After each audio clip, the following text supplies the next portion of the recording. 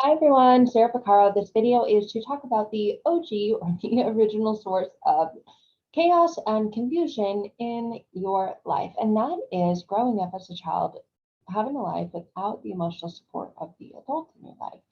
If you lack emotional support from the adults in your life, whether it's from a mother, a father, whether it's from a teacher, whether it's from a sibling, whoever, there are so many sources of connection in our early and young lives. And when you lack the emotional support and connection that you need from the adults in your life, you can be left very, very confused.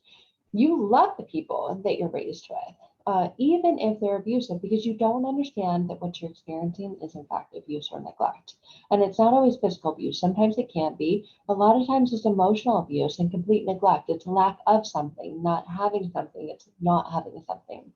Because you love the people that you're raised with, you are programmed and hardwired to love mom and dad, even if they are not giving you what you need and deserve. You don't know when you're being brought up that you're lacking something that you need and deserve until later on, more than likely, you realize you have issues in relationships and then begin to connect the dots and reflect back on wait a minute, what's the source of this? What's the root of this? Where did this all go wrong?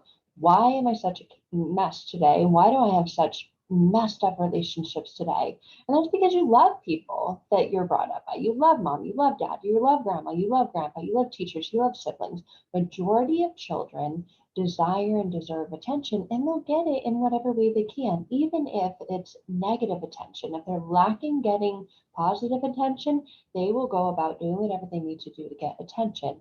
And in the child's mind, negative attention is better than no attention. So you see a range of personalities, a range of traits, a range of different ways to get attention to have those inner needs met. So those who are supposed to love and support you the most, mom and dad, if they punish you, whether it's emotionally, verbally, whether it's physically, that leaves a lasting impression and deep, deep marks on your unconscious mind, specifically the part of your unconscious mind that develops the programs and the belief systems that your life runs off today. And that shows up and impacts every area of your life, most particularly the relationships that you find yourself in, because that stemmed from and developed from one of the most crucial relationships that you had when you were younger. So if you grew up with parents who judged you, who blamed you for things, for their problems, or the inability to solve their problems, if they called you names, if they told you things about yourself that were untrue, like you're stupid, you're lazy, that you didn't pay attention, that can leave a lasting impression. I recently worked with a client who ended up kind of regressing back to natural scenes of when she was with her parents, and two of the scenes in particular were her father. One of them, she was in the back of the car and kind of going like this and pulling on her eyelashes. I still do that today as an adult. That's a very natural, normal thing for humans to do, especially if there's something in your eye. Anyway, he turned around, he reached back and slapped her, and she was left utterly shocked, completely confused, because she wasn't doing anything wrong and she wasn't doing anything to cause any harm. She wasn't doing anything malicious against this person. So why would they do something that caused her so much pain when she wasn't doing anything to cause them pain? And she loved her father. She adored him. She looked up to him. So it left her feeling like people that she loved were going to hurt her or punish her, or that she could expect to be hurt or punished by those that she loved. Almost 30 years later, probably more than that, she found herself in very highly toxic relationships with people that were punishing her emotionally, physically, and she was left completely shocked by this. So there are similarities and patterns because of that past internal programming behaviors and belief system that love equaled punishment. Love equaled expecting to be hurt, expecting to be shocked out of nowhere, even when you didn't do anything wrong. And she developed this belief. I think she was a young girl, probably under the age of 8 when that first experience happened. And then I remember her going back to a scene when she was 9 years old, and she was sitting at the table doing math homework, and was a very intelligent woman. Math is not her, her most prized pronounced subject, but she didn't understand the math homework and asked her dad for support, asked her dad for help. And he sat down to help her. She didn't understand it. He again reached across the table and slapped her and told her because she didn't pay attention. It wasn't his job to pay attention. He wasn't the child. He wasn't the one that sat through the lesson and that she needed to pay attention. Why didn't she understand? And I personally recall this as well happening a lot in my childhood. Sitting down to do homework and asking the parents for help, guidance, and support, and them telling me that, well, you should have paid attention. You know, where's your book? Where's this? Where's your notes? I wasn't there. How am I? You're expecting me to do this for you? This isn't my homework. And just busting out in tears because I didn't understand it. And I was going to my parents for help, guidance, and support, and it wasn't being offered. In return, I was receiving belittlement, I was receiving punishment, I was receiving neglect, and what felt like emotional abuse, that I was stupid, I was dumb. And if I didn't understand it from the teacher who taught me and my parents couldn't help me or support me, I would have been better off not asking for help at all. And her in her mind developed the same belief that mine did. Um, what became revealed in our transformational session was that she believed that it was better be alone, that she would have been better off alone had she not asked for help or support at all. Maybe she could have figured it out on her own, maybe not, but the fact is she did reach out and ask for support and help from her father, from someone she loved, and she was punished physically, verbally, and emotionally, and developed this belief: it's better to be alone, I'm happier when I'm alone. So now, decades later, she wanted to enter into a relationship. Thankfully, is now after our first transformational session. Happened quite fast, actually. It was very, very beautiful, but still had this internal fear. That's the reason why we had this session, that she would be better off alone, or that it wasn't going to last, and constantly waiting for the other shoe to drop, the fear of rejection, fear of abandonment, until we had that session. And she realized I have multiple choices. One of the choices that she thought she had was that she either had to be alone and be happy, which actually didn't make her happy, or that she had to just suck it up and deal with punishment, and that wouldn't make her happy either. And now she realized that she doesn't have to be alone and she can have happiness in a relationship. But that wasn't until working through the multiple layers to get to the core and get to the root of the problem and the source of it and where this all came from. So what was revealed to her was that she literally spent her childhood blaming herself for all the things that her father did, for the things that her mother did.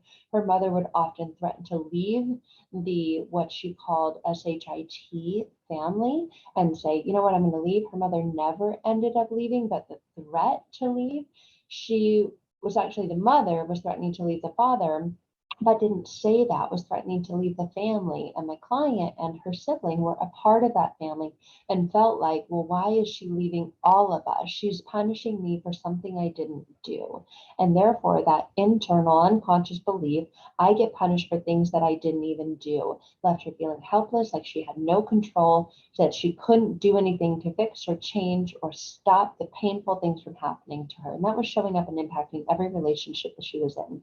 When prior to our work together, was leading her to very toxic, very unhealthy relationships. And then when finding herself in a phenomenally healthy and loving relationship, still had that belief until this session. And that can lead to depression. It can lead to feelings of self-doubt, constant worry, rumination. That's one of the things that she said, I always have to double check. Even when I'm out with friends, it doesn't matter what relationship it is, whether it's a personal relationship or just a friendship or even at work, I always have to double check. And even after I hear the words come out of my mouth, I think to myself, wait a minute, is that right? Is that what I meant to say? What are they going to think because I said that? So always double checking herself and struggling to speak up, which was leading to anxiety, it was leading to worry, it was leading to past bouts of depression, sadness, feelings of despair, feeling of helplessness, not even able to enjoy the happy times that she did have, and always waiting for the other shoe to drop. So the emotional support, if you lack it from the adults that are prevalent in your life as a child, it significantly impacts every relationship. Those are your earliest and most foundational relationships and your most important. And if those are not relationships that are on a foundation of love and support, they set the foundation for every relationship that you have moving forward into your future. So If you're ready to turn that craziness and chaosness into feelings of calm, you've got to remove the unconscious and root cause beliefs that are causing you to feel those things and causing that to show up and impact your relationships in the first place. That is where the most profound inner work and change can be done, but it can't be done on your own. Because if you could, you would, right? And it can't be done on your own because in your mind, you've got a critical factor that kind of filters out all that stuff and says, no, no, no, don't go there. It's too painful. So don't be afraid. But in our session, there were buckets of tears, but tears are crying, tears are feeling, tears are releasing. Tears are the ability to connect to the powerful, positive resources that your mind has ready waiting for you. But it feels impossible to connect to those yourself because your mind says, we're not going back there.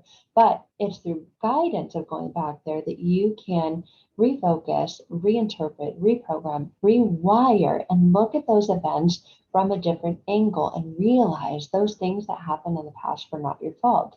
But it's not just the events, it's the feelings that accompany them and those internal unconscious beliefs that you developed about yourself because of those events that make all the difference.